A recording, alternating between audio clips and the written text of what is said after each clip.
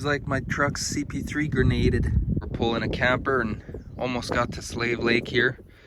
And all of a sudden there was just a power loss and the fuel gauge was going down like crazy. I used about a quarter tank in 20 kilometers.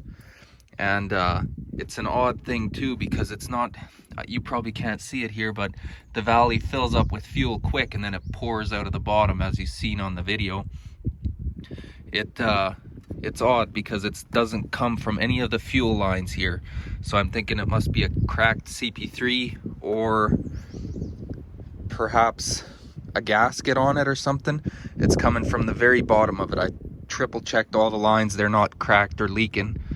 So we'll tear it out and see what the issue is. Well, we got the injection pump out, put a new one in, and this is what happened.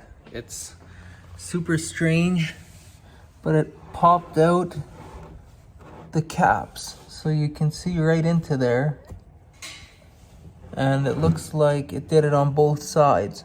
There was an excessive amount of metal shavings in the valley of the engine, and the fuel, as you've seen, was just dumping out like crazy.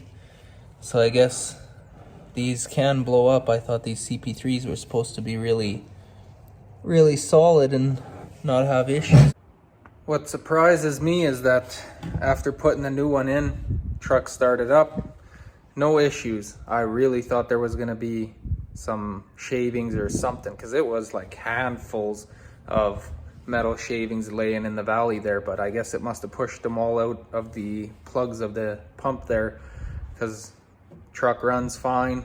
Towed the camper back home, no issues. I guess if you've ever got fuel dumping out the bottom of your truck towards the back of the engine, obviously first thing, check the high pressure lines and return lines on top of the injection pump. That you can all do without taking off the pump.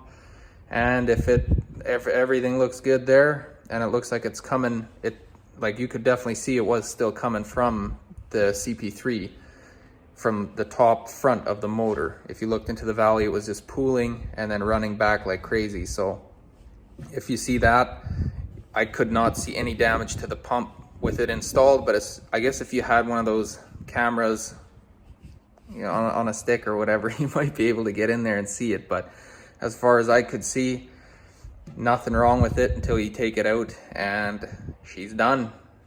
Thanks for watching.